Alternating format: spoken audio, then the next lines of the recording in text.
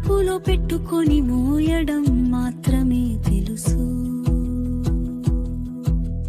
తిట్టినా మనసులో పెట్టుకొని ఏడవడం మాత్రమే తెలుసు.